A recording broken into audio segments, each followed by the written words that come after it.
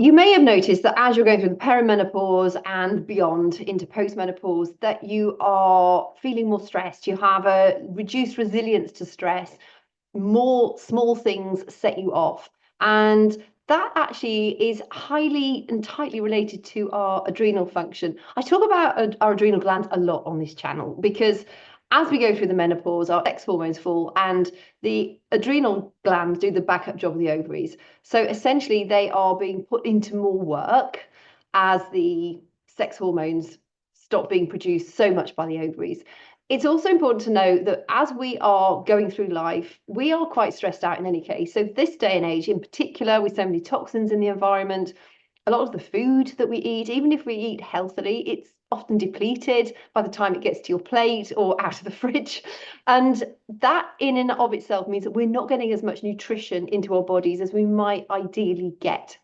So today I'm going to break down 6 nutritional things that you can easily add into your daily regimen or your weekly regimen in order to help you better manage with stress, but with a real sort of thought about that adrenal burnout. Adrenal fatigue as a term is not recognized by the medical establishment. But if you've been under long-term stress and it seems that one thing after another thing after another thing after another thing, and you just feel beat down, you get to the stage where you go to bed and you're absolutely exhausted, but you're completely wired as well. And often, if you're waking up in the early hours, sort of 2 a.m. ish, that is a suggestion that your adrenal glands are really under pressure.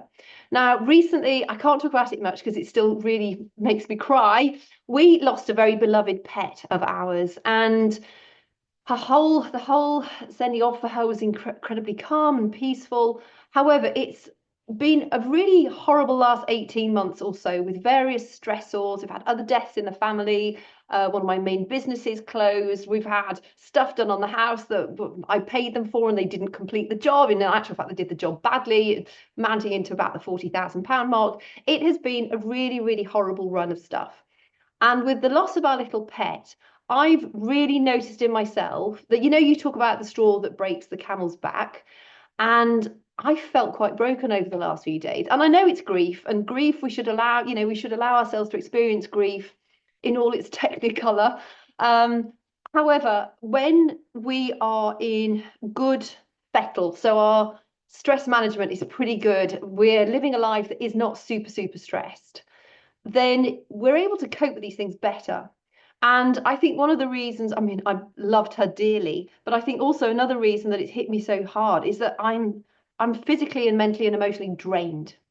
And I noticed in myself some of the signs of adrenal fatigue, so complete exhaustion, tired but wired, waking up in the morning and just feeling like I just need to go back to bed, having absolutely no drive or enthusiasm for anything, and also complete, it's like somebody's put a stick of dynamite inside my brain and blown it up, and my thoughts and my memory right now is absolutely hopeless.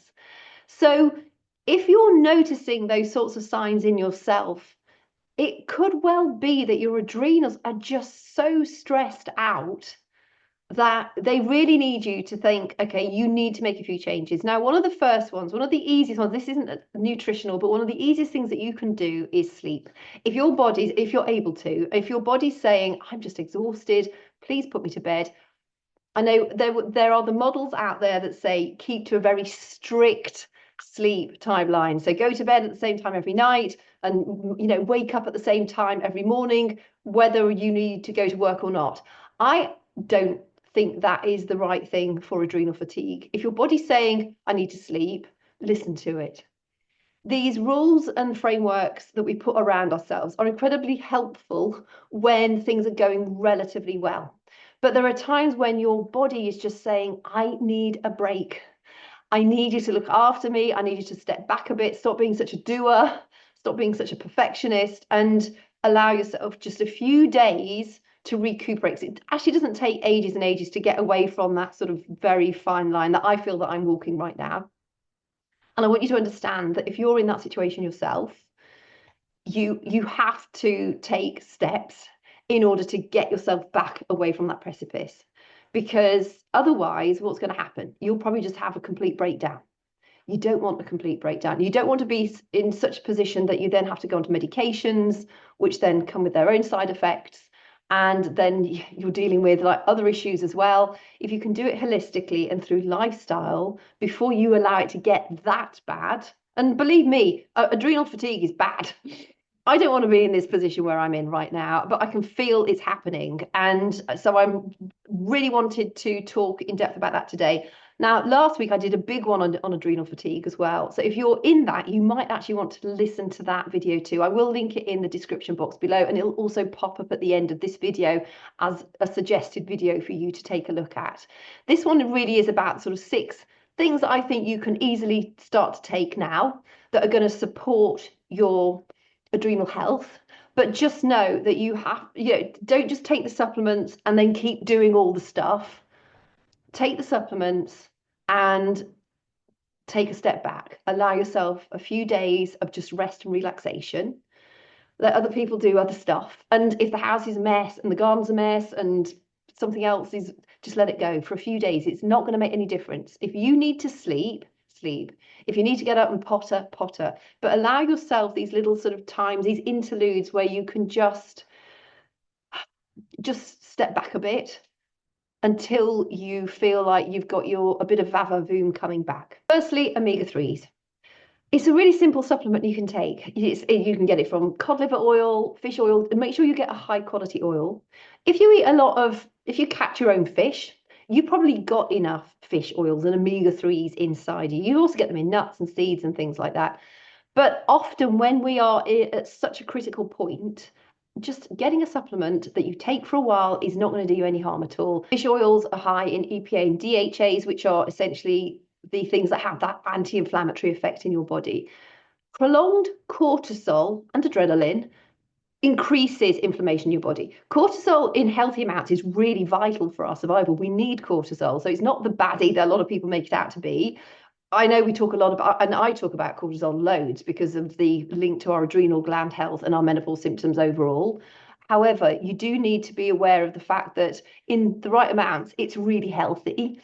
But when we've got too much of it, it has that inflammatory effect on the body, which can then lead to autoimmune disorders. You don't want to be getting autoimmune disorders, as well as like the joint pain, the brain fog, the belly fat, the poor sleep, etc., that we get when our stress levels are high. So omega-3s are one of your best early defenses that you can start to take. Next one is nutritious food. Now, I did mention in the beginning that a lot of us are not able to eat as many nutrients as we would like to, just because the food, by the time it's traveled across the oceans or through the air and it's been taken to the logistics warehouse, and eventually it gets to the supermarket, then eventually we buy it, and eventually we then eat it out of our fridge. It may have been in our fridge for a week. That food is pretty much depleted. Plus, the soils that the food is grown in these days are so overworked. So we are lacking a lot of the essential nutrients that we would have been able to get, our grandparents probably enjoyed.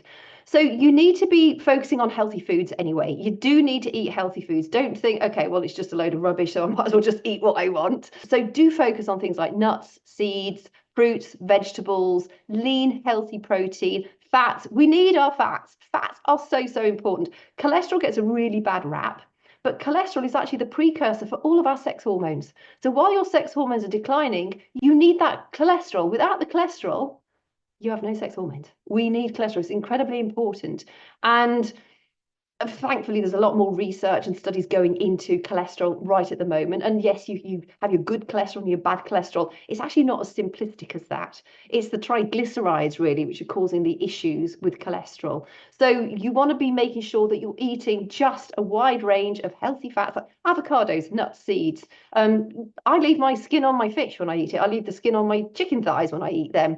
Make sure if you're vegetarian or vegan, your chia seeds, your flax seeds, those are high in protein. Protein is the building block of life. We really need protein in our diet, but we do need everything else as well. I tend to buy these days frozen fruits and vegetables. I honestly think they are more nutritious, they're better value, they take a shorter amount of time to cook. You don't quite get, if you were going to serve up strawberries and cream at a garden party, you probably want to get fresh strawberries because they just look better.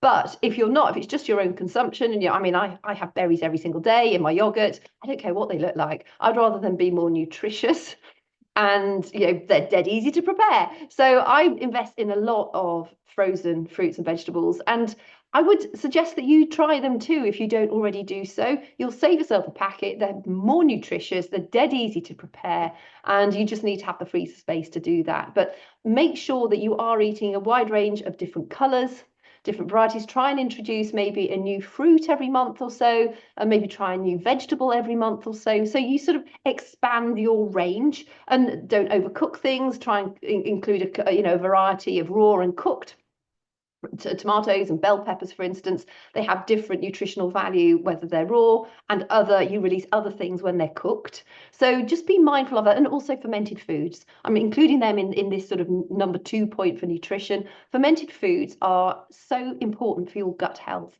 And sauerkraut, I'm mentioning sauerkraut because I've got a massive amount in my kitchen currently fermenting, has huge amounts of vitamin C. I mean, it's not just the vitamin C, it's got all the healthy stuff for your good gut bacteria. So when you eat it, you're going to be supporting your gut health. 70% plus of your immune system is around your gut health. So if you're supporting your immune system and a healthy gut, imagine how that's going to help improve your resilience to stress as well, because your body is able to free up energy to deal with the shitty stuff going on, rather than thinking, oh, she's just eaten another McDonald's, she's had another drive-through, and now I've got to try and get rid of all these toxins and this rubbish that she's just eaten. So be mindful, we only have a certain amount of energy, and when you're in that adrenal fatigue zone, you haven't got a lot spare. In fact, you've got none spare. And so you really want to be making sure that you're eating food like a human and supporting your overall health. Number 3 is salt. Now, if you eat a lot of processed foods, you probably don't need to do this. But if you're somebody like me, and I literally prepare everything from home, I never buy pasta sauces. And we don't eat much pasta anyway, but anything like that, I always make my own. So I find that I'm at risk of not eating enough salt. So I've got recently much better at having enough salt through the day. We need around about a teaspoon to a teaspoon and a half of good quality salt. So don't buy the cheap stuff from the supermarket. Get yourself some nice either sea salt, rock salt, Himalayan salt. The pink from the Himalayan salt doesn't make it any different. It's from where it's mined, and yeah, it will have slightly different properties, but it doesn't really matter if it's white or pink. I've the last few months started taking salt just literally in my lemon juice and warm water that I have in the morning when I first wake up, and I've noticed it's calming, but it also prevents cramps in my feet at night time. I always used to put it down to when I was having my muscle recovery drink, and that certainly helps. But I think that helps to stop the cramps at night. I was noticing if I hadn't had it, I'd get cramps at night. But sometimes I'd have it and I would still get cramps at night. Not as bad. Since I've been having salt in the morning, I don't get my cramps in my feet at night at all. But when you're under stress, you're in need of a bit more salt. Your adrenal glands need salt. They need the sodium in order to function properly. We need minerals in general, but salt is a really dead easy one. And if you are, you prepare all your own food from home, just be mindful of that. It's also really nice. I mean, you can't really taste it, but I have it with my lemon juice and warm water, and it's a really nice way to start the day. Number 4 is be mindful of your blood sugar. So fats, for instance, they don't really trigger our insulin, which is, when we eat something sweet, the insulin levels in our bloodstream go up, and it's that sort of elevated insulin over time that contributes to inflammation, but also fat gain, particularly around the middle.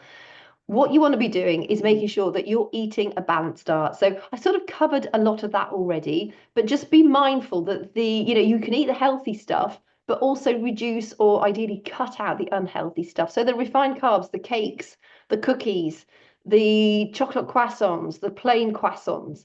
When you're under a lot of stress, and I've been guilty of this as well the last few days, if there's anything sweet in the house, your brain's going to say, I need fast energy, I don't care, because you don't care when you're under so much stress. You kind of lose I just can't be bothered, just give it to me. And I rarely ever touch biscuits, and we had some shortbread in the house, and I had 2 sticks yesterday. For me, that's a lot. I never normally touch anything like that. And I know why. It's because I didn't eat properly. I didn't have enough protein. I'm making myself eat at the moment, so I actually don't feel like eating. So you do have to be bossy with yourself. Today I loaded up on protein early on, and it's been so much more successful because I've sort of filled my body with what it needed early. And I'm about to get outside and do some heavy duty work in the garden. So again, I'm going to have another protein rich meal before I go out, and that'll keep me going for a few hours. So just make sure that even though your brain and your emotions just saying, I don't care. Just know that I don't care attitude does have a negative knock-on effect, because again, you're making your body have to to take the energy that you need in order to support you holistically. That energy is being spent because you've eaten all the sugary stuff, and you've fired off your insulin, your cortisol's rising.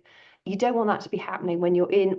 Actually, if you're in adrenal fatigue, it might be that your cortisol actually has completely depleted, and literally it's just like, and nothing's really happening. You set yourself up for so many negative things when you're just not putting the right fuel in.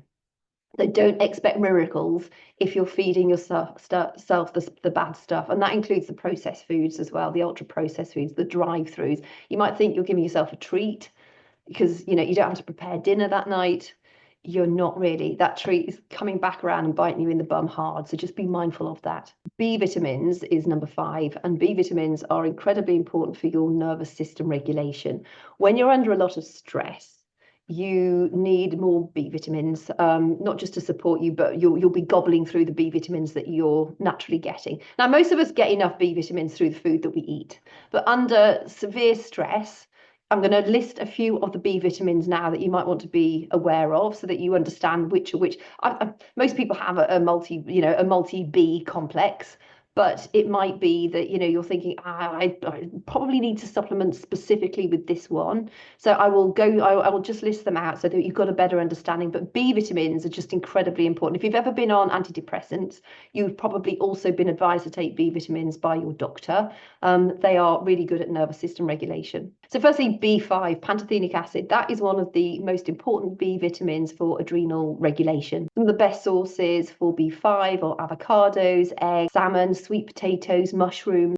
B6 is known as the mood enhancer. So it helps us convert energy from our food, but it also helps to support our serotonin and our dopamine. So those are key neurotransmitters that help to keep our mood feeling happier. B6, bananas, turkey, sunflower seeds, spinach, that sort of thing. The next one is B12. Now, if you're a vegan, you may well be deficient in this. That's why the nutritional yeast is such a great addition if you're vegan. And you probably eat plenty of it already. I mean, I love nutritional yeast. I do eat meat, but it's something that I scatter on pretty much everything I can, because it's a good source of protein, but also it's a really key neurotransmitter. But it also really helps us with red blood cell production. It delivers oxygen to the red blood cells. Essentially, that's giving us more energy. And when we're in that sort of fatigue, burnout stage, we need all the energy that we can get. Good sources of B12 are things like grass-fed meat, dairy, shellfish, and obviously nutritional yeast if you're vegan. B1, thiamine, is known as the nervous system protector, helps to prevent that wired but tired feeling. It helps to stabilize your blood sugar, and some of the best sources of B1 are lentils, nuts, whole grains, and pork. B9 is folate. That's known as the brain and body detox helper. It helps the body to make new cells and also helps the body to detoxify itself from the stress response. B9 will help with mental clarity as well, and obviously just helping manage stress more effectively. You get B9 from leafy greens, citrus fruits, beans, eggs. Eggs, incidentally, are one of the best things you can eat. They are really high in choline, which helps us manage our stress response better. And if you have a runny yolk, you get more choline from a runny yolk than you do a set egg. But eggs, I mean, they're high in protein. They're like a meal in themselves. If you eat eggs, aim for 1 or 2 a day. I aim for 1 or 2 a day, and I find them really, really supportive. So yeah, B complex will really help to support your nervous system. And that brings me on to my sort of final point. Number 6 is adaptogens. And I always talk about adaptogens, and I'm going to talk about 2 specifically now. One is actually adaptogenic blend. The first one is ashwagandha. I think most of us are familiar with ashwagandha these days. There's a lot written about it. And the other one is Cerephos, which is a blend of phosphorylated serine, phospholipids, and essential minerals. I think in something like adrenal fatigue, or literally, if you're just feeling completely burnt out, Cerephos is probably the better one to go for, because it is known to directly support people with adrenal fatigue. Ashwagandha, even though it's one of my absolute favorites and it does have a calming and relaxing effect on the body, it's not as specifically indicated for adrenal fatigue like Cerephos is. So as Cerephos is a blend, the actual adaptogen in it is phosphorylated serine. That is the actual adaptogen. It also contains things like phosphorus, magnesium, calcium, phospholipid, and all of these play a role in supporting the adrenal health, but also making us feel calmer. And also they recommend to take it towards the end of the day. And while I was doing my research for this and reading the reviews of the people that have taken Cerephos, it really has helped over the long term people significantly improve their sleep. And I know when you're super stressed, sleep is really, really hard to come by. So some people say it helps them pretty much immediately. Others have said it's taken 2 to 4 weeks for it really to kick in and to have a noticeable impact on their sleep. Adaptogens are one of those things I always say they do take time. You do need to keep taking them for sort of 4 to 6 weeks before you start to feel the full benefit of them. Personally, I have not taken Cerephos myself yet, because I would take a blend of 8 still at the moment, and I've still got some of those left. I do occasionally take a magnesium supplement. I haven't got any of that at the moment, and to be honest, if I had it, I would probably take it. I prefer a magnesium complex versus magnesium glycinate, which is known for sort of to help you sleep. But Cerephos also contains some magnesium in it. So it might well be something that you want to try out and see how you feel. Cerephos works directly on cortisol and also adrenal healing. Ashwagandha influences multiple different stress pathways. It's really good at reducing inflammation. However, ashwagandha also might upset people with a sort of more of a sensitive digestive system. Not always, and I've never come across anyone who has negatively reacted to ashwagandha, and I talk about ashwagandha all the time, but that, if you do a bit of research on them, apparently there can be some more digestive issues associated with ashwagandha, whereas really there are no contraindications with Cerephos. However, if you're taking medications, then just run it by your GP, your health practitioner, first of all, to make sure that there is no contraindication between taking an adaptogen herb and current medications that you might be taking already. So just to recap, number 1, take your omega-3s. Number 2, focus on eating anti-inflammatory foods. Number 3, hydrate with electrolytes. Specifically, make sure you're getting enough salt. Make sure also that you're not eating too much salt. If you're eating the processed foods, then reduce those or significantly cut them out, ideally, because then you're going to help to support your adrenals in any case, because you're eating more anti-inflammatory food. You're giving your body the energy that it needs to function properly. Number 4, cut out the refined foods or significantly reduce them. Again, it's all about energy expenditure. Plus, the not so good stuff, it does send negative, unkind chemical messengers into your body. You don't need that. You want to be really looking after yourself and getting bossy when you're in this sort of situation. You may not have that motivation, you may not have the drive, you might just think, I actually can't be bothered. A railroad truck can just come and run me over.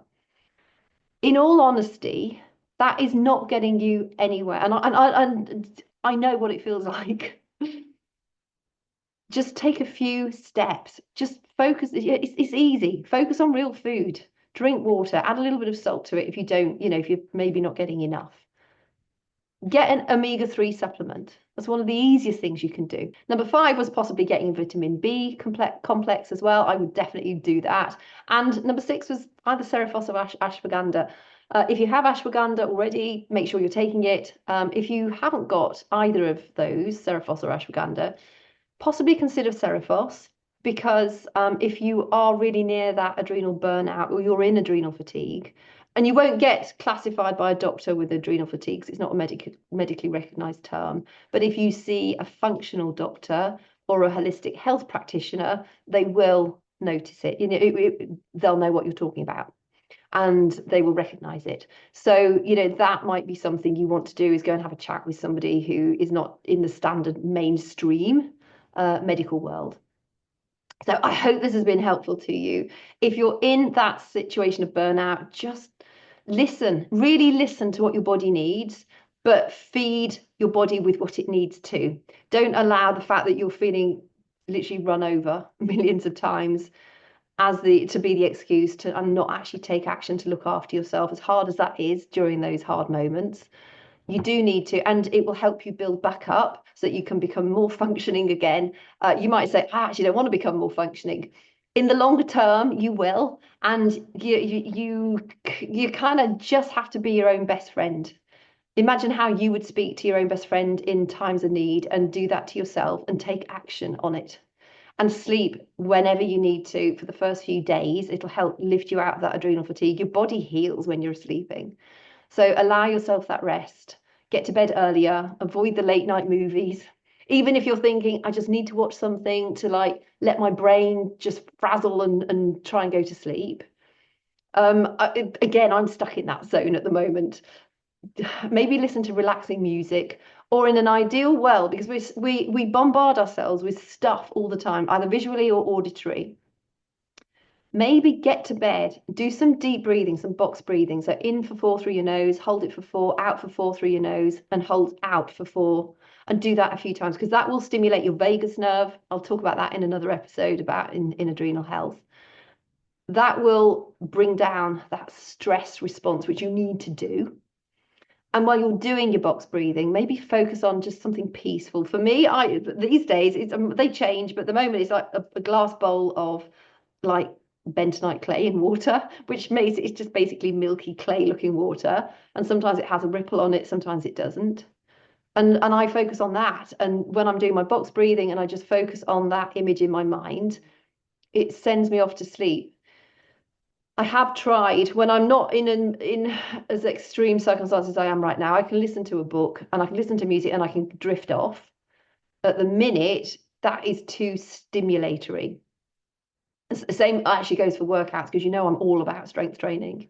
I'm not even doing that at the moment. Okay, my last workout was on Tuesday, so it's a few days off. I'll be starting that again today, because again, I know I need to get back to it, because moving your body actually fuels the powerhouses in your cells. But I've allowed myself a few days off just to grieve and to sort of reflect and to bring it all down a little, before I get back into sort of normal functioning as well. And that workout, although it's quite a challenging one that I'm doing at the moment, I'm actually training for a Tough Mudder. I will probably modify it, and I might even just press the pause button every now and again and just let me catch my breath back again before I do it again for a bit longer. So you do have to listen to your body and avoid that complete breakdown, because that serves nobody. So I hope this has been helpful to you. Thank you for your company. If you found it helpful, please give it a thumbs up, or click the bell icon, subscribe to the channel so you don't miss future episodes. If if you're in that situation of adrenal burnout, drop it in the comments. Have you found something that specifically helps you?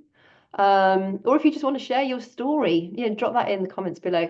If you want to, we're actually focusing on adrenal fatigue in my free Thrive and Revive Facebook group. If you wanted to join us in there, you'd be more than welcome. Please answer the questions at the beginning, because I won't let you in otherwise. It's just because I'm really strict. There's so many weird people out there. I want to make sure everybody's a bona fide human being who comes into our group. We've got a lovely community of ladies in there. It is just women. Most of us are menopausal. We share a lot of our stuff in there. So if you'd like to join that, there's a link in the description box below. And other than that, I hope you have a fabulous week ahead. If there's anything you'd like me to cover in a future episode, just drop it in the comments or send it a message to me, and I'll be glad to add that to the rotation. Take good care and chat to you soon.